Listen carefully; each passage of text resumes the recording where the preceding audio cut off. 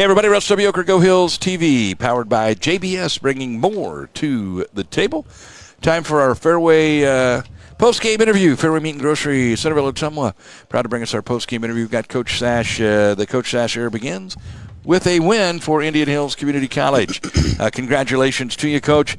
I'll just give you a chance for some opening comments about your team and the way they played tonight. Yeah, this is not about me. You know, I appreciate you saying the Coach Sash era, but this is not about me. This is about a group of guys that I thought, went on the road tonight. Didn't do everything that we practiced, and surely didn't guard like we practiced, but figured out a way to get ourselves to the free throw line and be able to make enough plays and make enough shots to win the game. Well, you said in the pregame that they had some guys that could score. They certainly did that, but too many, especially in the first half, it looked like they were getting to the basket maybe a little bit too easy. So, what's the message there in the locker room and getting that tightened up? Yeah, we do a drill. The last few weeks we do a drill called perfection, where if you got to get to the closeout and shoot a hand, you got to get in the gap, you got to be in a help position. And I thought in the first half we were all spread out. We weren't talking. We weren't playing five guys together as one. And I thought we did a better job of that in the second half. We call them kills. So in the first half we had 2 kills, which means you get 3 straight stops. In the second half we started the second half with a kill, and so we got ourselves off to a great start in the second half. Kenai Briggs, he was our Scooters County Player of the Game, 27 points. That's a pretty good debut as a Warrior. Yeah, Kenai can really shoot the ball. When he sees one go in, I think everybody, back home that saw him at Meet the Warriors night, like when he sees one go in, he can really get it going, and it was good to see him get it going tonight.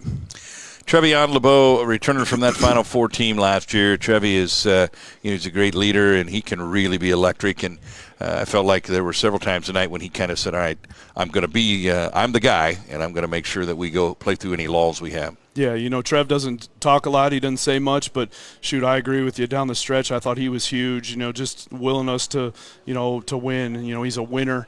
If he didn't get in foul trouble, a couple times during the game, he would have probably had more than 15 and 10. But I just thought he just made winning play after winning play after winning play, and that's just what that's who he is, and that's just in his DNA. And we need that. We need more guys to follow his lead. David Hermes, you had told me more than once, and Coach Hank last year told me, this guy's got some offensive moves. He's got some a good skill set on the offensive end. As Warrior fans, we saw that tonight. He's pretty tough to handle when he gets going. Yeah, he causes mismatches. I think him and Chris do a great job of complementing each other. Chris is kind of a bruiser, physical guy inside, and and then all of a sudden David steps out to 3 and knocks one in, or catches on the block, catches on the elbow, using footwork and pump fakes and different shot fakes, and then I thought they both did a pretty good job on Boyd, the big kid for them. He's going on a visit to Baylor, I believe, this weekend. He's got some pretty high level recruitment, so I thought he's one of the best, probably big guys we're going to see all year, and I thought those two, did some good things against him. You put up 109 points. I mean, we talked a little about the defense, but you put up 109 points on the road in the first game of the year. There's a lot of positives to take away from that.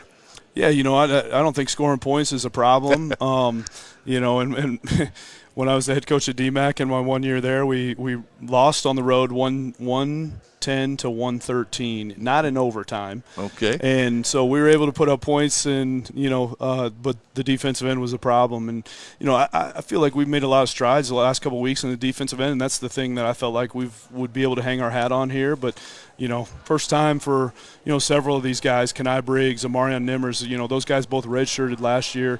Shamir Carruthers, those guys getting a chance to play under lights is a little bit different, than practicing and playing in a jamboree or a scrimmage game. And so, I think getting that experience going forward will be, will benefit from it. Well, they're really going to see the lights come Friday and Saturday at the Hellier Center. We got the IMO Classic. Going to get some good competition there, and then you're going to go on the road to the number 1 team in the country. So it's not going to be easy this first little stretch. The whole season's going to be tough enough, but you guys are really going to be tested early here. Oh, yeah, definitely going to be tested early. I hope that we can get all the Warrior fans to come out on Friday night, a big game with West Plains, to get our home, schedule started off in the right way. So. All right, Coach. Well, congratulations to you and the guys. Got that long bus ride home. It'll be much more enjoyable with this 109-100 win. So we appreciate you stopping by for the Fairway postgame interview, and congrats on your opening win, Coach Sash. I appreciate it. I just want to say hi to my boys, Tannen, Tayson, True, and my wife, Annalie. I'm sure they're watching if they haven't gone to bed yet, so I'll be home soon. And if they haven't, get to bed. You got school tomorrow, some of them, right? So, all right, thanks, Coach. That's going to do it for us on Go Hills TV. This has been our Fairway postgame interview with Coach Sash.